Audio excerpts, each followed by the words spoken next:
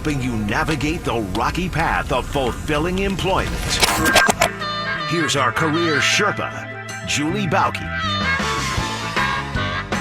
Here's the story, too, and this is a good story if you work for Delta. If you work for Delta right now, you are a happy camper because at Delta, if you work for Delta, you got paid.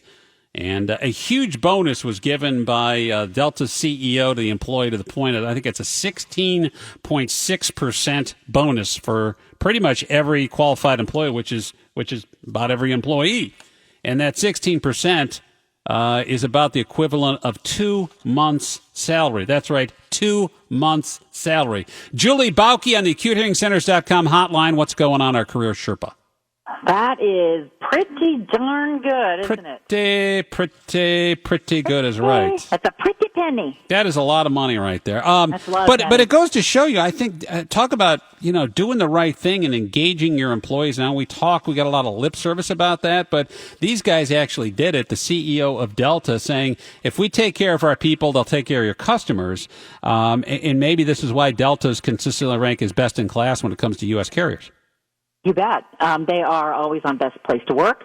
They're always high on most admired companies, which is a survey filled out by other CEOs on other companies. And yeah, this was union people, non-union, everybody but the highest level. They get their own performance bonuses, which are probably pretty darn nice. But they said, and what was interesting, I think, is that the CEO said the shareholders, Wall Street, et cetera, used to squawk at this because they thought that was their money. He said, but we did it anyway, and now they see the light because they see we are awarded, recognized, we have great employee loyalty, we have great retention. So they have shown the tie between taking good care of your employees and being a most admired company, which then puts you in a place where other good people want to come work there. Right. And so it's this whole cycle, this whole system of how you run your company that all ties back together. And to me, it's common sense, but because it's so unusual, that tells me that that certainly other organizations don't see it as common sense. Well, the other thing, too, is this is not the first time. This is the 6th year in a row that they've paid out more than $1 billion, not a million, $1 billion in bonuses. 2 months' salary, essentially, for every employee of Delta is incredible. And then the thing is, and this is, we got a lot of bad CEO stories out there, but Ed Bastian is the CEO of Delta. And when I was on social or whatever, and he said, wow, that's really generous. Thank you. It's awesome. He said, hey, listen, thanks. I'll read the tweet. Appreciate the shout out, but Delta would be nothing without our 90,000 people. They deserve all the credit. Talk about flipping it around. You can say, oh, thanks, that's cool. We'd like doing this kind of. No, you turn it around and it's about praising your people. I mean, that right there makes you want to work even more for a company like Delta. It absolutely does. I mean, that's when people go the extra mile. When they feel like you appreciate them. If they feel like you're trying to squeeze every last minute of work or penny out of them or put the wool over their eyes so they don't see that they've lost something they used to have or anything of the kind of shenanigans that absolutely go on every day, people actually respond to that. And now, with that, all of a sudden, guess what? With all 6 years in a row of doing this, I'm a really good pilot or a flight attendant or a mechanic or a grounds crew or an administration at another airline. I'm like, let's find out what's going on over at Delta. How might they use somebody like me? Right. You know what's going on today. Mm-hmm. And that's how it works. When you don't just say, every organization says some version of, people are our most important asset. Right. And they pat themselves on the back for saying that, but you got to give folks credit. Just saying it doesn't make it so. It really is in your actions and behaviors. It's not just in your pretty mission statement. And I think sometimes the closer you get to the top, you feel like you're so much smarter than everybody else that anything that you try to pull over their eyes, you don't pay them as well, you cut their bonuses, any of those things, the people in the levels below you absolutely see that. They're not stupid. Right. And it's just that I don't know if the air is just thinner at the top, but any CEO or organization that is run by somebody who thinks that they're there because of him or her only is is in for a rude awakening, because that's when people are starting to go, yeah, I'm out of here. And it's your best people. Right. It's not going to be the ones who don't have the energy or the get up and go to find something else.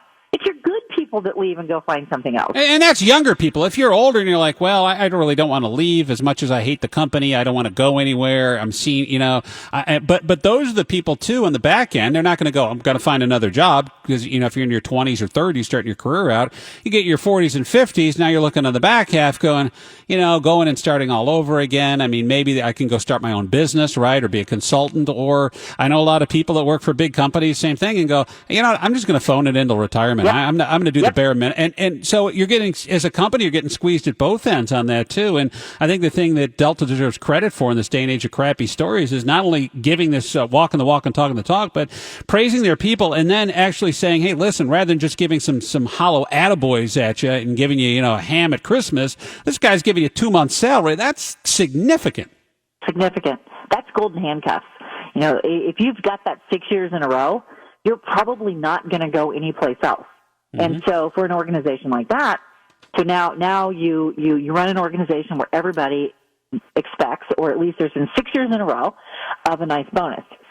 So what happens is, with an organization like that, because your voluntary turnover is likely to be lower, because people are literally getting a 16% raise for the last 6 years. So what you also have to do on the other side is have very focused and intentional leadership, where people who are not doing their jobs, you don't let them stick around. Yeah. Yeah. So, right? I mean, so you've got to, it has to be this work at a high level cycle of employee, of employee attraction, retention, engagement. And when it's time to part ways, you have to put your big boy pants on and let people go if they're not holding up to the standards that you've set. Right, but if you are, and it's self-fulfilling, I guess, Julie Bauke, right, is that if you are, you say, okay, I hired you, you're good at what you do, and then empower them to do the right thing. It's funny, because, you hear about these horrible airline stories of mistreatment and passengers are getting screwed over. Yeah. That doesn't happen with Delta a lot. You don't hear it, and Delta is my bias here. It's my preferred airline because I've always had a good experience, and so it's when you're putting a bunch of hundreds of people inside of a tin can and putting them in the air, you're going to have stuff happen. It's like putting people in a pressure cooker, especially if there's delays and things like that. But it's how you handle it as a company, or as the folks on the plane, because Ed Bastian, the CEO, he can't be on every flight. So you have to train and trust your people, hire the right people, train them, trust them, give them incentives, reward them for good work, and they will handle situations in flight, in the airports, better than average. They'll never be perfect, but it'll be way better than average. And that's where, and that's true whether you run a call center, whether you run a machine shop, whether you run an insurance agency. All of those things are true. And it's such common sense, but you've got all this stuff that goes on, like leader arrogance. People just trying to get away with stuff. I got to keep my eye on them. You can't trust people to work. They're lazy. I'm not going to give them, I'm the one the leadership's the one who's running this company. These people aren't, we could replace it in a minute. Guess what? You can't. Not anymore. Right. Not in this economy. Now, the economy goes south, that's a different story, but I get it. Julie Bauke, our career Sherpa this morning. You can check her out at the Bauke Group, Bauke, BaukeGroup.com. And, of course, the podcast is My Career is Dead. What is the name again? What is it? The Evolved Career podcast on you better watch it, because as you know, we went through some tough negotiations with your agency team to get me on in the coming weeks, months, or years to talk about this. I think next week. Yeah. You better be practicing. Your guns are coming out. You want to talk about feeling better about your career in your life? Listen to my podcast with Julie on the Evolved Career. Jules, thanks again. We'll talk later. Have a good one. All right. See ya.